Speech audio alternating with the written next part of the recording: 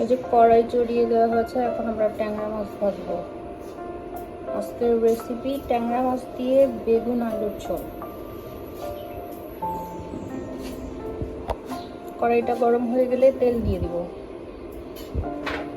কড়াইটা গরম হয়ে গেছে, এখন তেল ঢেলে দিব।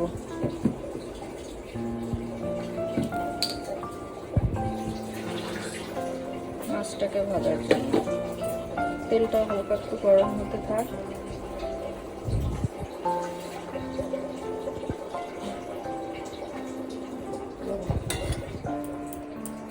মাছে পড়লো লবণ,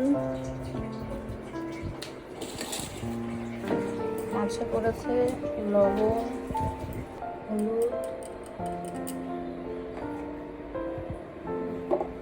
লবণ আর হলুদ শুধু না,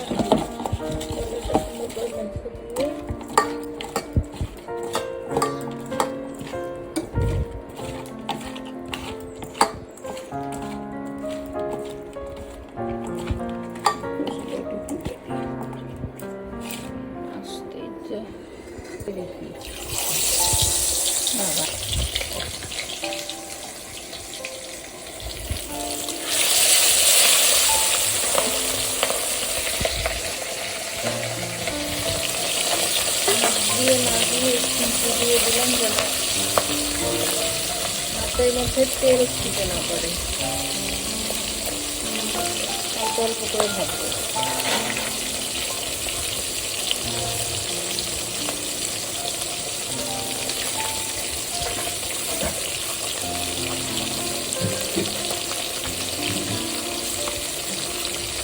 সুন্দর করে ভেজে দেবো।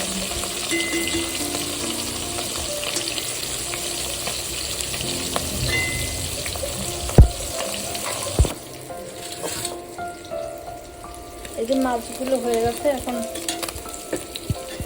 সুন্দরভাবে হয়ে গেছে, আমি তুলে নেব।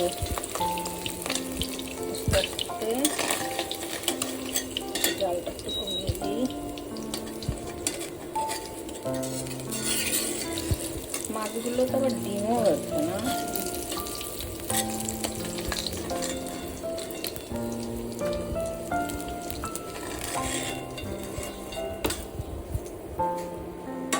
বাকি মাছগুলো আবার দিয়ে দেব।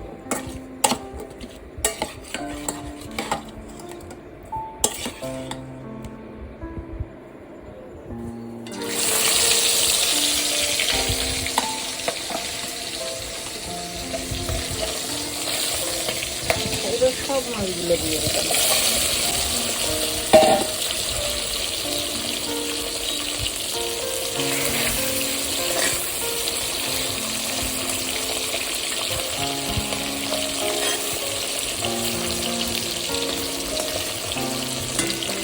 এগুলোকেও আস্তে আস্তে এপাশ ওপাশ করে উল্টো পাল্টে ভেজে তুলে নেব একই রকম ভাবে।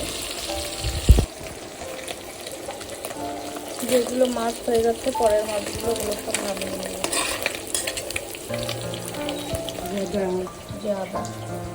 মাছগুলো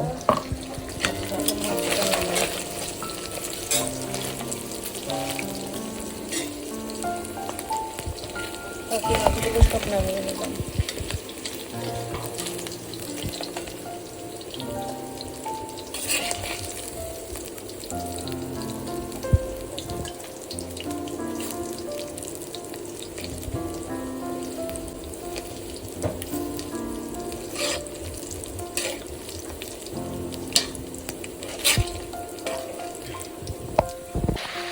আর এখানে আছে আদা,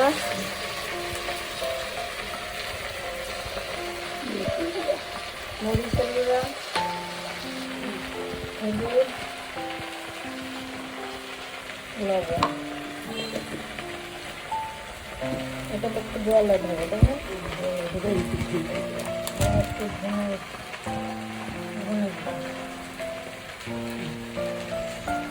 এটা এখন টেস্ট হবে। আর আমি এদিকে আবার চুলাটা দিয়ে দিলাম।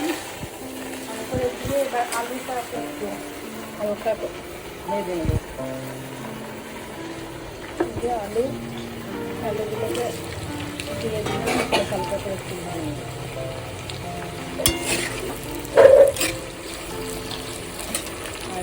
মধ্যে যাবে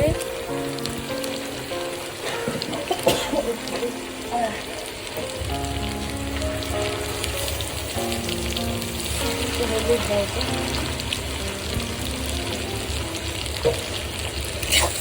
লবণ আর হলুদ।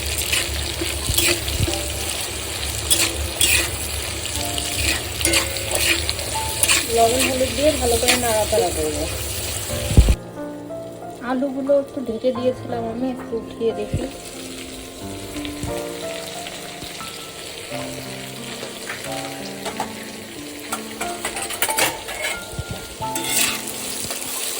ভাজা ভাজা হয়ে যাচ্ছে আলুগুলো, এখন আস্তে আস্তে নামিয়ে ফেললাম।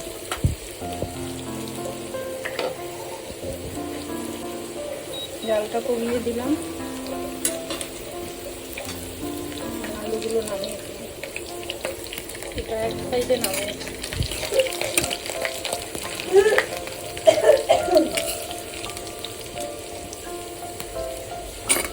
আস্তে আস্তে সবগুলো আলু নামিয়ে।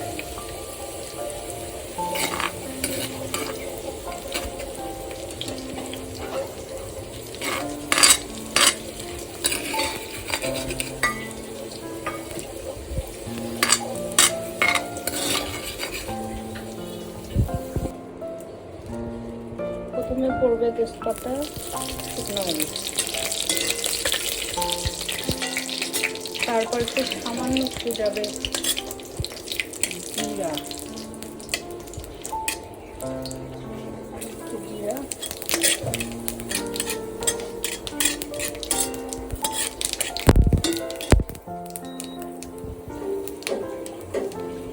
তারপর যাবে কুচি করা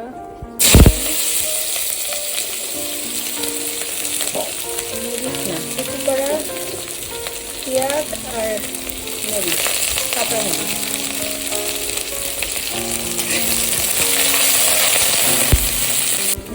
আর একটু চলে যাবে তেল।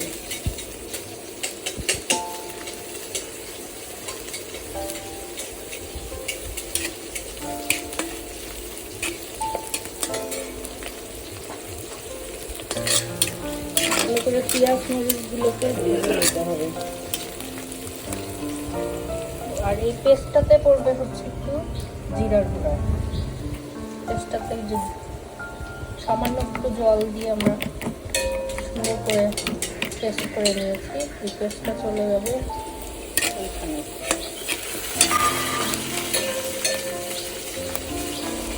সম্পূর্ণ পেস্টটা ঢেলে দিলাম, আস্তে আস্তে নাড়াতে থাকবে। একটু জল দিই, মশলাগুলো আস্তে আস্তে কষাতে থাকবে।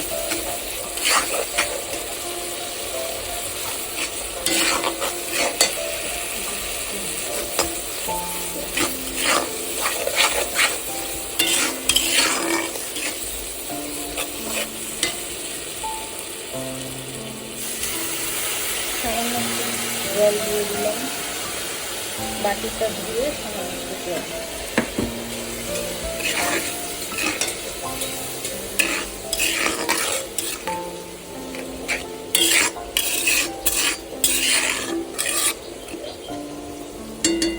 মশলাটা আস্তে আস্তে তেল ছাড়তে শুরু করেছে, ফুটতেও শুরু করেছে।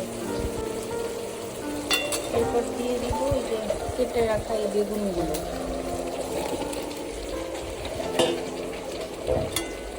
বেগুনগুলো দিয়ে ভালো করে নাড়াচাড়া করতে হবে।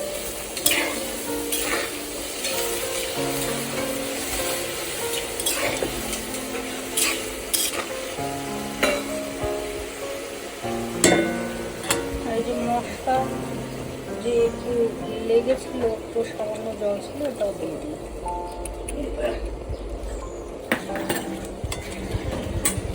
এটাকে ঢাকনা দিয়ে এটা ফুটতে থাক, সিদ্ধ হতে থাক। যে ঢাকনা যে দিয়েছিলাম এখানেই আমি হচ্ছে আলুগুলোকেও দিয়ে দিব। আলুগুলো এগুলোর সাথে সাথে সেদ্ধ হতে থাকবে। এভাবে সব আলুগুলো যেখানে ছিল যেগুলো সব আলুগুলো দিয়ে দিই।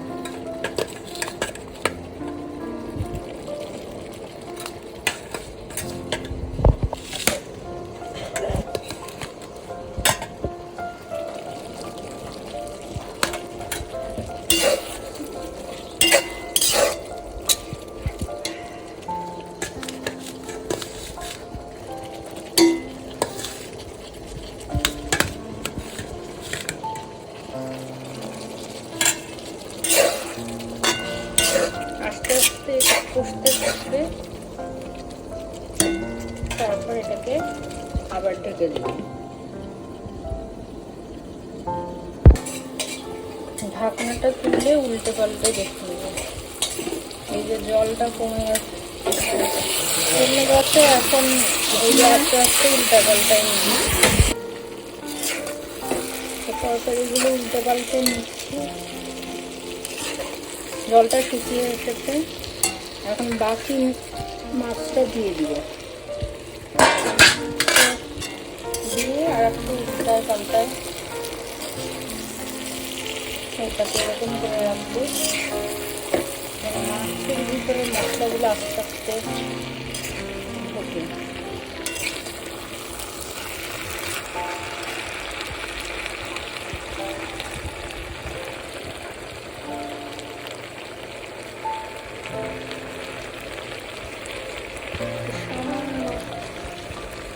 জল দিয়ে দিলাম। চেষ্টা করবেন এখানে যেন সবসময় গরম জলটা ইউজ হয়, তাহলে তরকারির স্বাদটা ভালো আসে। তরকারিতে গরম জল ইউজ করলে স্বাদটা দ্বিগুণ হয়ে যায়।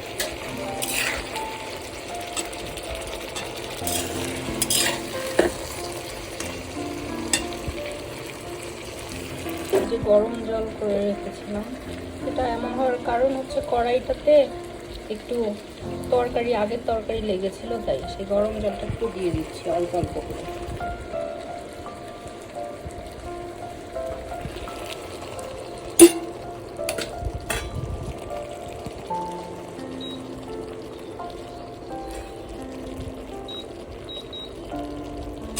গরম জলটা দিয়ে আস্তে আস্তে নাড়াতে, যেন মাছ এবং তরকারি ভিতরের মশলাগুলো ঢোকে। এভাবে আস্তে আস্তে নাড়াচাড়া করে নাড়াচাড়া করতে হবে অল্প অল্প করে, আবার যেন খেয়াল রাখতে হয় যেন মাছগুলো ভেঙে না যায়। ঢাকনা তুলে দেখে নিই কষাটা হয়েছে কিনা।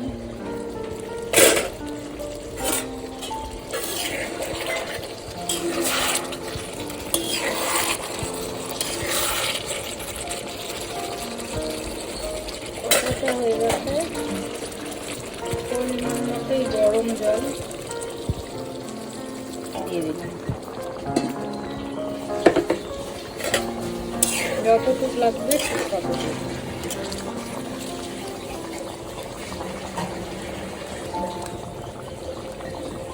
মনে হয় এখন আর একটু গরম জল লাগবে, দিয়ে দিলাম। দিয়ে এখন এটাকে ঢেকে দিব, ফুটে উঠলে তখন নামিয়ে নেব। এই যে ঢাকনাটা তুলে দেখি কি অবস্থা, হয়ে গেছে। এখন নামায় রাখবো। মাছ ঢেলে ফেলতেছে,